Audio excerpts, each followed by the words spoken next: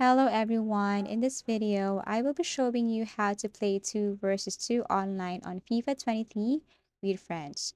So this is a very easy tutorial. First, you have to launch your FIFA 23 and then to start, you have to add that specific friend. So you have to search his or her name first.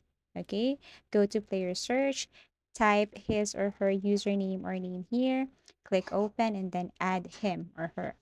Now, once you have added this friend of yours, what you're going to do is to simply go back to your settings and look for co-op seasons game mode. Okay, so here's the thing. Anyone can play online versus two other friends anywhere in the world in the 2 versus 2 rated online play of the FIFA 23 co-op seasons game option with a friend. Start at the bottom. Work your way to the top to win a league title and with your friends achieve greatness. So this is it, and all you have to do is to tap this co-op seasons. Okay, so go into the co-op seasons mode, pick up or pick new co-op seasons, choose a friend from your friends list, and then invite them to join to begin your season.